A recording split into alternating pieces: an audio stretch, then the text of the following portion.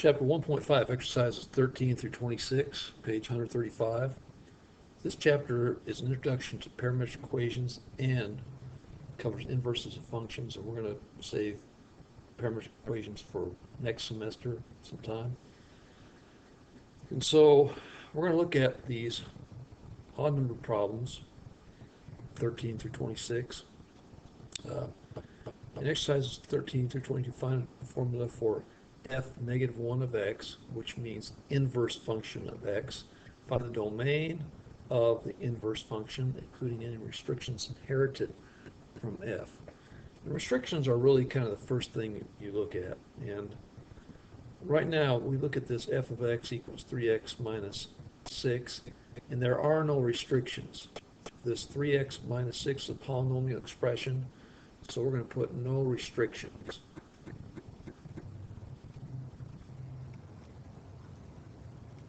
And no restrictions really means our domain is going to be greater than negative infinity, less than infinity.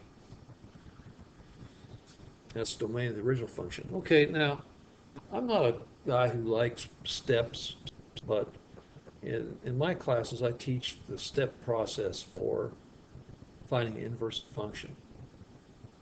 Step 1 is change this f of x, change this to y equals 3x minus 6.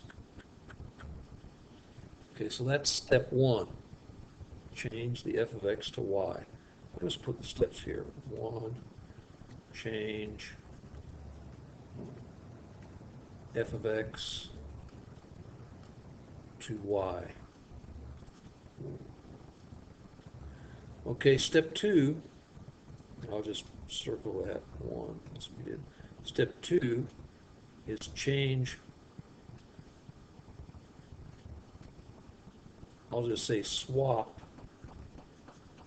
x's and y's.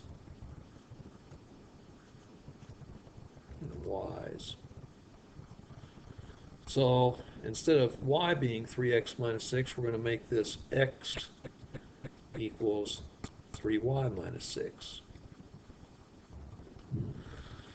Now step 3.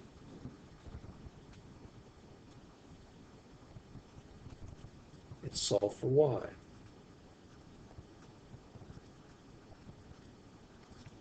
And so to do that, I'm going to switch these symmetric property equality. I'm going to make 3y minus 6 equals x, and then add 6 to both sides of this equation. So you have 3y equals x plus 6. And then we're going to divide by 3. And so we have y equals 1/3 x plus 2.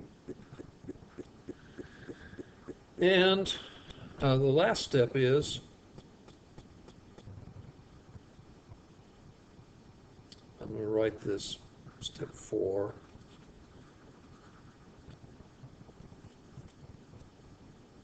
Change y to f of x? No, to f negative 1 of x. It looks like to the negative 2 power, but to do this, we're going to say f negative 1 of x is equal to 1/3 x plus 2. And so this is going to be our answer. Kind of clumsily drawn here. That's all right. All right. And then our restriction is going to be our original restriction. Just maybe for this problem only, I'm going to go ahead and graph both of these. The original function, 3x minus 6, and 1/3 x plus 2. So 3x minus 6 And then we're going to put 1/3 x. I'm going to put this, let's do it this way. Control x over 3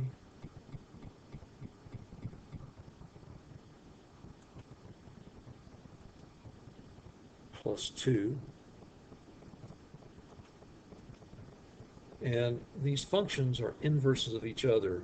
They reflect about the line y equals x.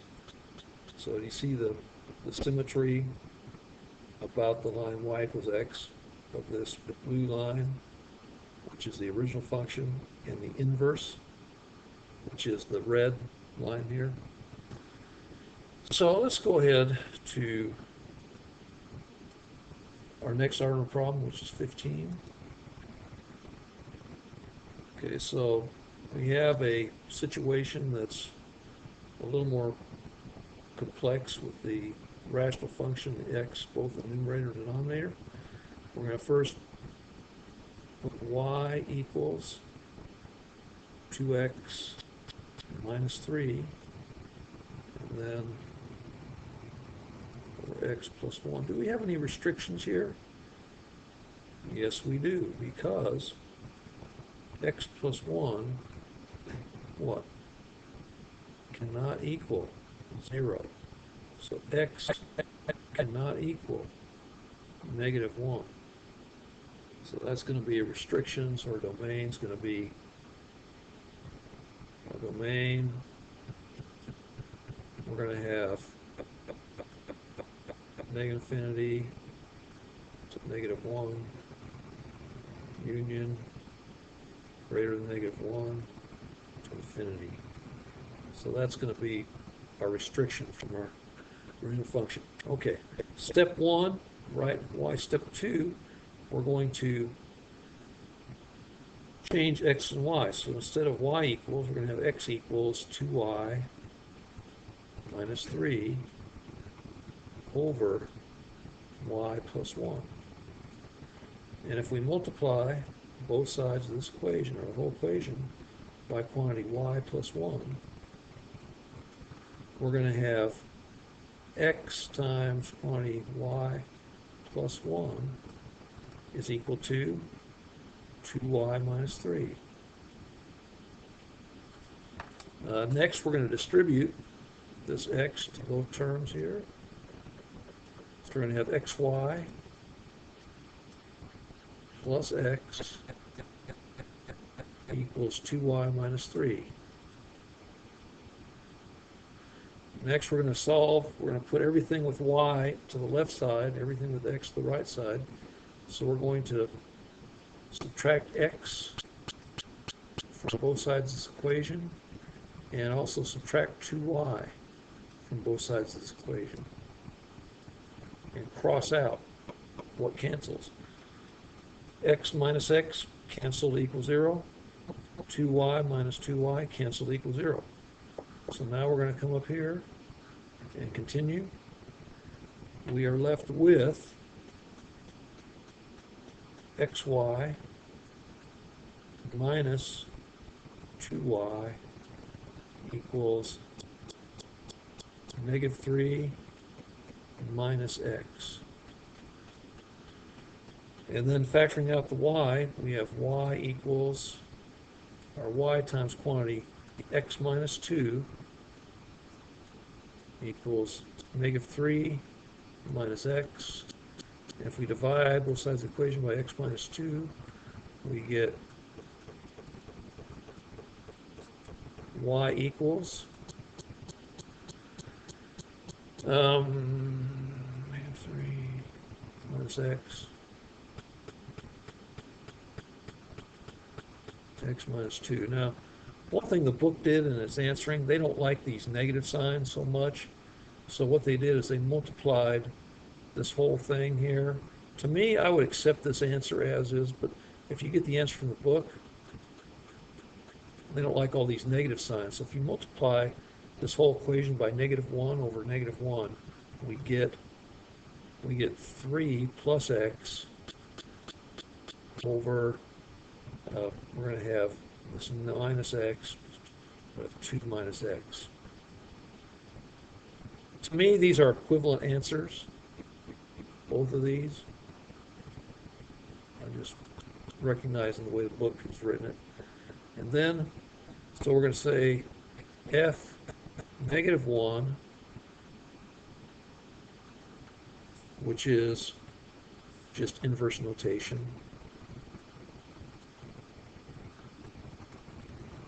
is equal to 3 plus x over 2 minus x.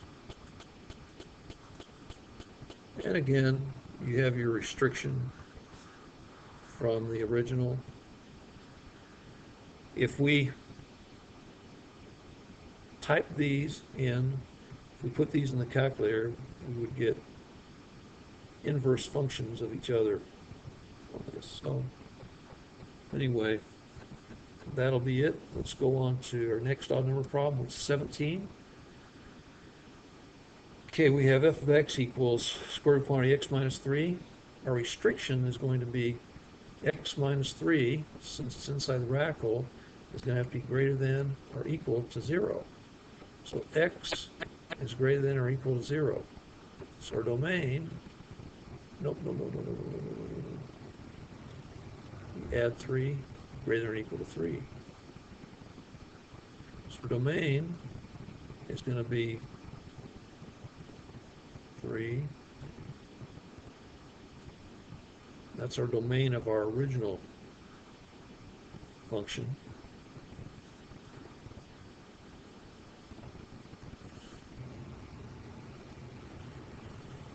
Okay, now we're going to follow step 1. We have y equals square root of quantity x minus 3. Next step, we're going to change places of x and y, so we get x equals square root of quantity y minus 3. And the third step is solve for y. So I'm going to just switch sides here. We have square root of quantity y minus 3 on the left side equals x. And if we square both sides of this each side of the equation, we get the square root and squared cancel each other out. So we get y minus 3 equals x squared. And finally, if we add 3 to both sides of this equation, we have y equals x squared plus 3. And our step 4 is we rewrite this function, inverse function notation, f negative 1 of x equals x squared plus 3. And that would be our answer. And we can see, and you have your limitation of x from 3 to infinity. Next, 19. Find a formula for domain. Here, we're not going to have any restriction. X can be anything. So our domain is going to be all real numbers. And the first step is going to be y equals x cubed. Our next step is going to be change x's and y's, so we get x equals y cubed. And then to solve for y, the next step, y cubed equals x. And then we take the third root of both sides of the equation. We have cube root and cube cancels each other out, so we have y equals cube root of x. And that's going to be our function. These are inverses of each other. We can graph them out. And then we look at problem 21. Same thing. We don't have, even though we have a cube root, there are no restrictions because x, we could have a negative number. have a cube root of. Because if you have a number multiplied by itself 3 times, a negative number would work. So there are no restrictions. So our domain, as in problem 19, is going to be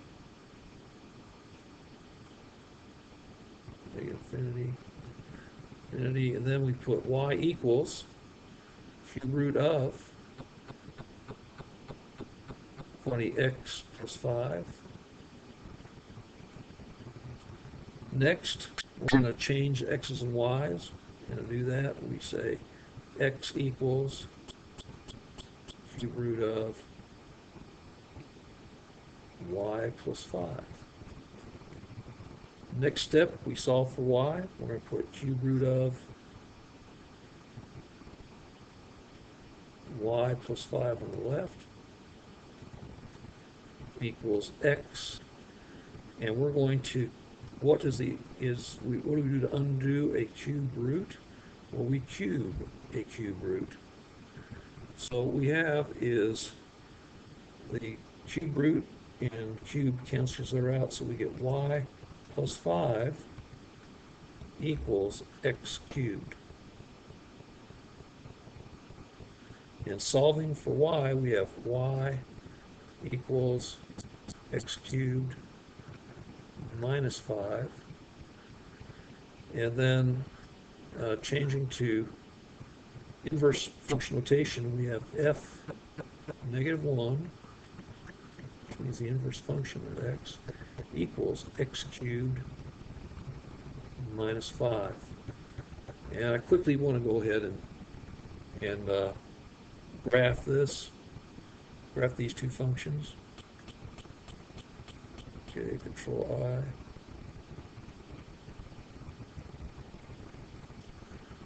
Okay, cube root of, let's see, control, we put cube root of, is it x, let's see, sure that's right, x plus 5, and we graph this function. And we're going to go graph its inverse now, which is we calculate to be x cubed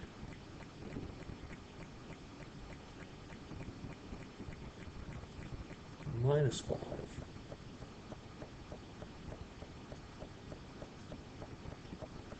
And we see these functions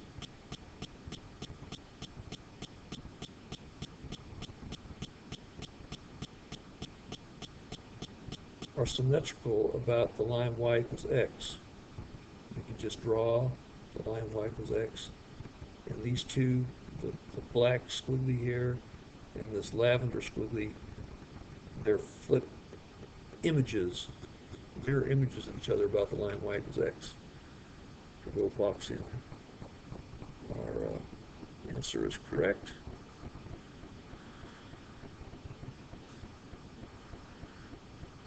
Okay, we're on problem number 23, which in exercises 23 to 26, determine whether the function is one-to-one.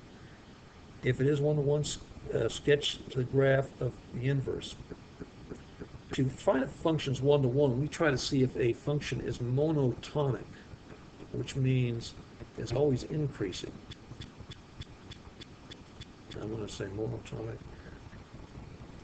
Okay, which means one-to-one. Mono is related to one, right? So what we do for this is we do something called the horizontal line test.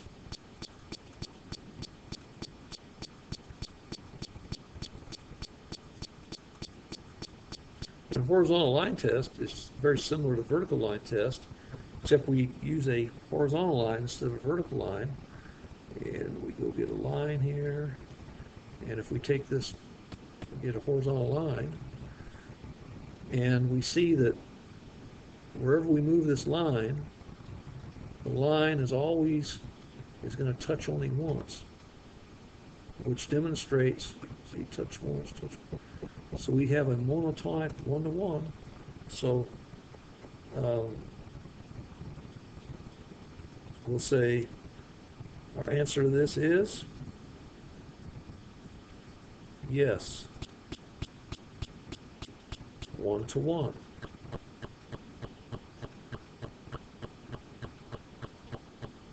One to one, and sketch the graph the inverse. So graph the inverse is a mirror image about the line y equals x. So if we kind of sketch a line y equals x, which I did in this little dotted black, I'm going to take red, and the inverse is going to look like this, something like this.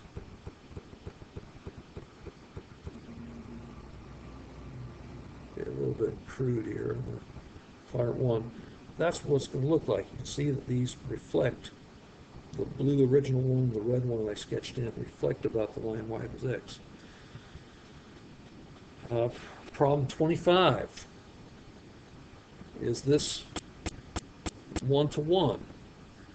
If we take let's take a line, like we did the last one. We got a horizontal line, and we move that horizontal line, touch once, touch once, touch once, and it's going to touch once, some kind of exponential function. So we say yes, 1 to 1.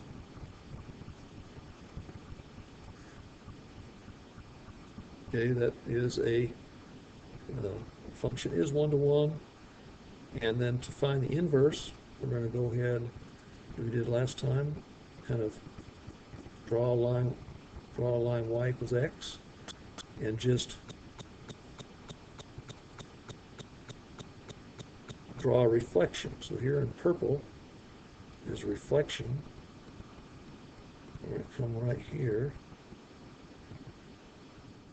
Equals 2, 2. Just kind of points here. Yeah, that's pretty good. That's not so bad. Anyway, so this purple function is a reflection of the blue one. Now, we've done all odd numbered problems here. I just want to point out in 24 that 24, even though it's not an odd numbered problem, if we take the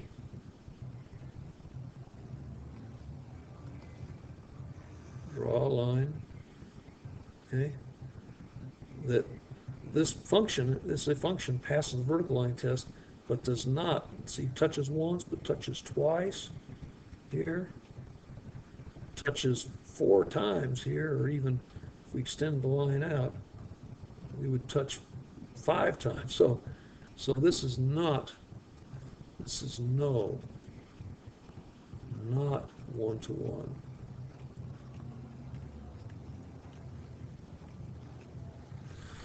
All right, these are the odd number problems worked out, including this even number problem 24.